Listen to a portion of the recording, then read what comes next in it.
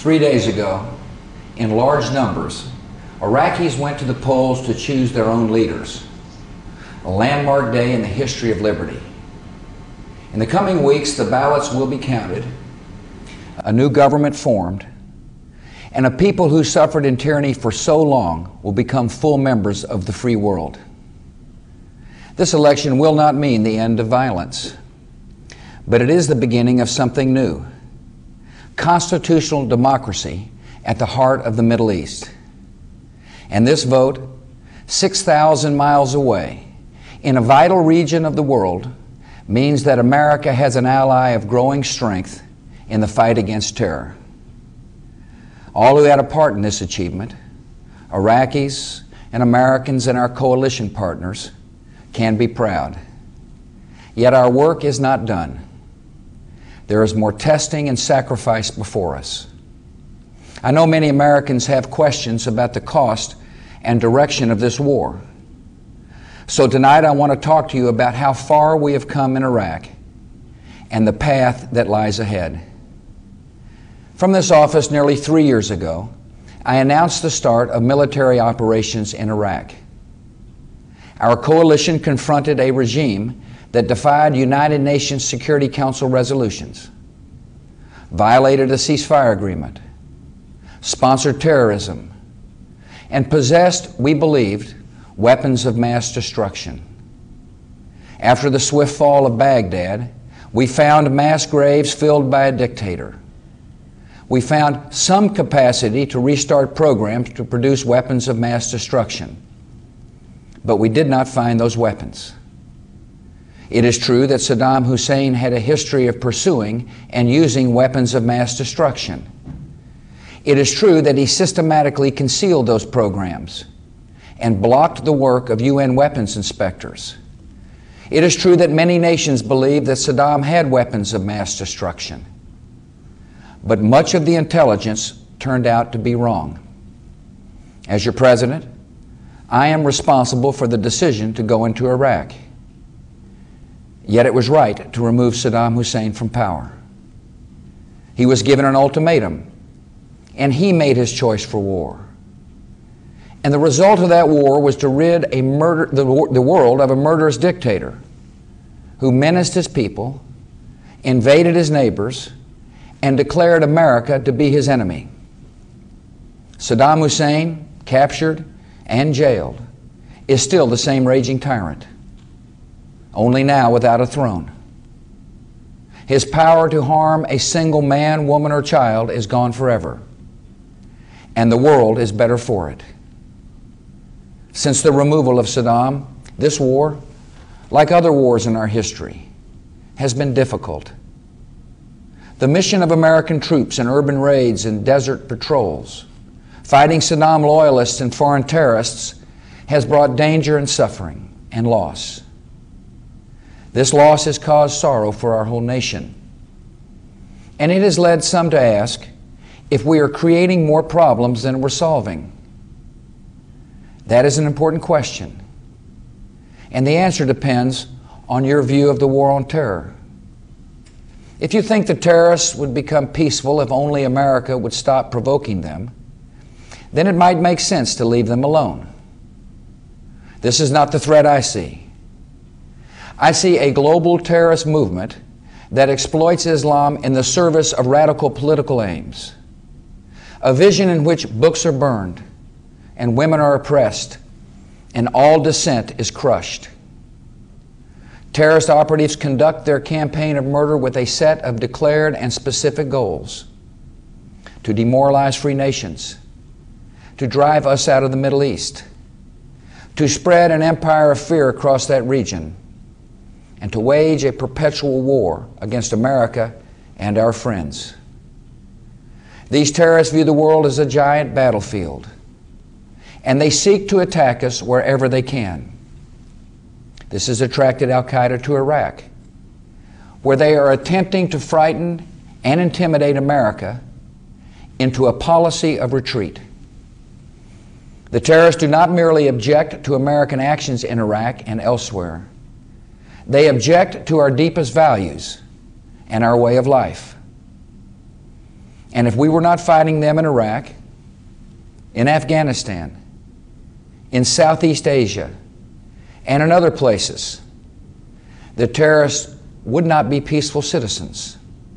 They would be on the offense and headed our way. September the 11th, 2001 required us to take every emerging threat to our country seriously.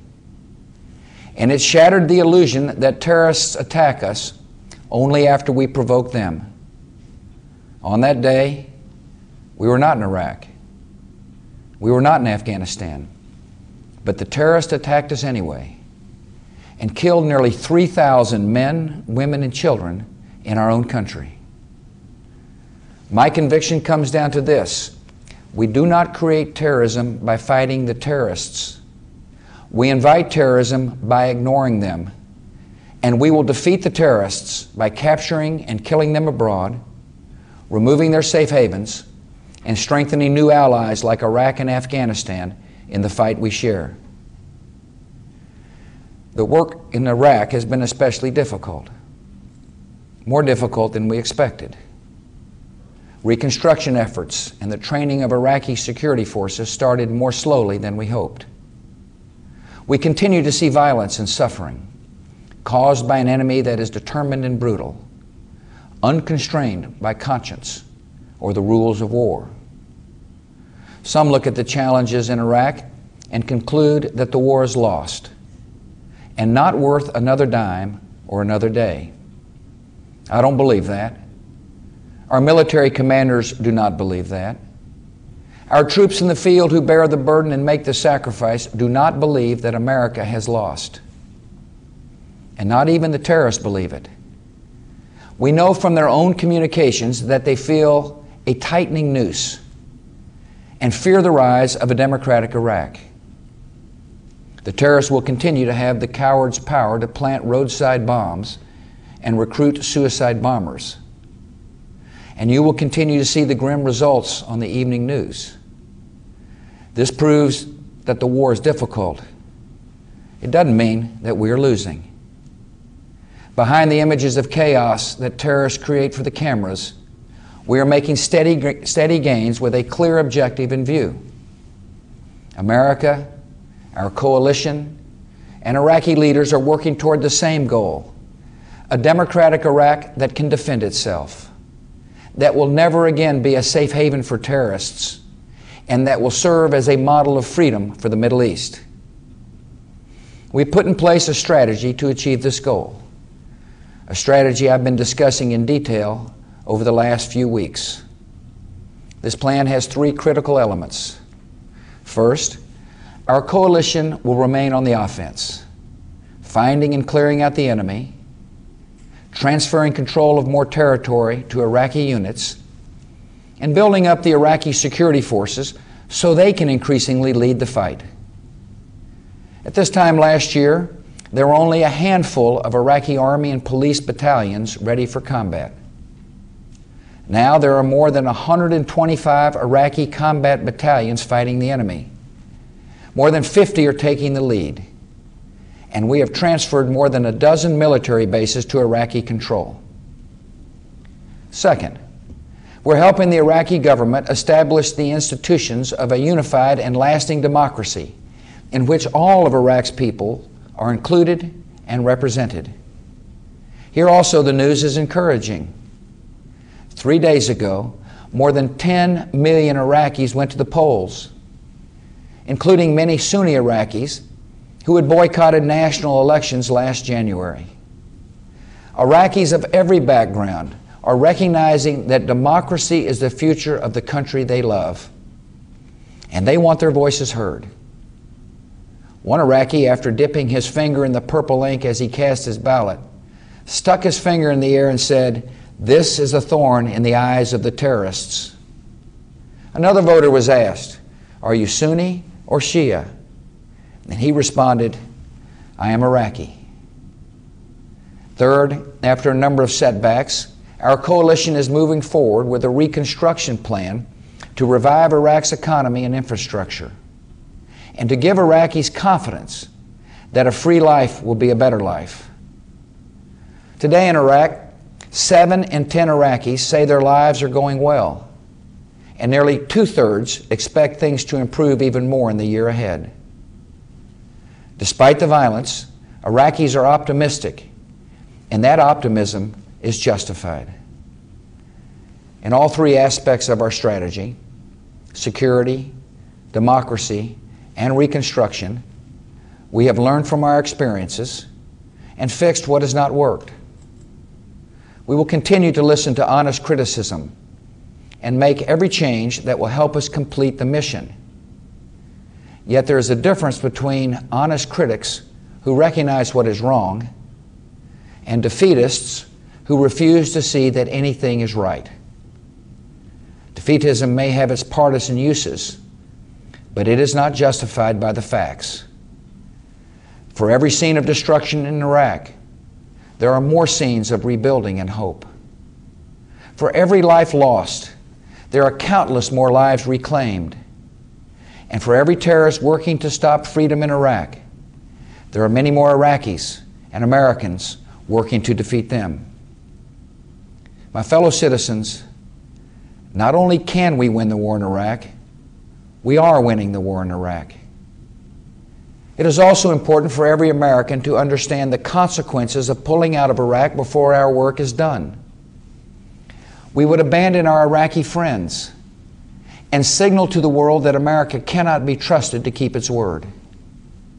We would undermine the morale of our troops by betraying the cause for which they have sacrificed.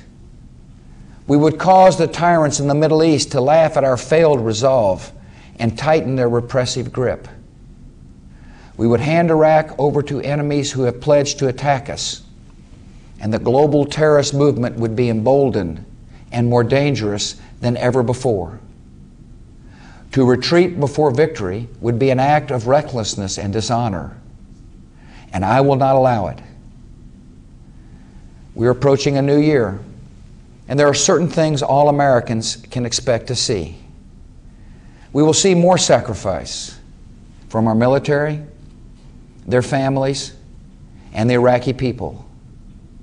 We will see a concerted effort to improve Iraqi police forces and fight corruption. We will see the Iraqi military gaining strength and confidence, and the democratic process moving forward. As these achievements come, it should require fewer American troops to accomplish our mission. I will make decisions on troop levels based on the progress we see on the ground and the advice of our military leaders, not based on artificial timetables set by politicians in Washington. Our forces in Iraq are on the road to victory, and that is the road that will take them home. In the months ahead, all Americans will have a part in the success of this war.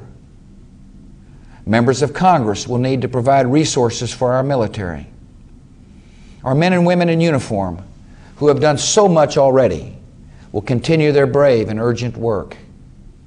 And tonight, I ask all of you listening to carefully consider the stakes of this war, to realize how far we have come and the good we are doing, and to have patience in this difficult, noble, and necessary cause.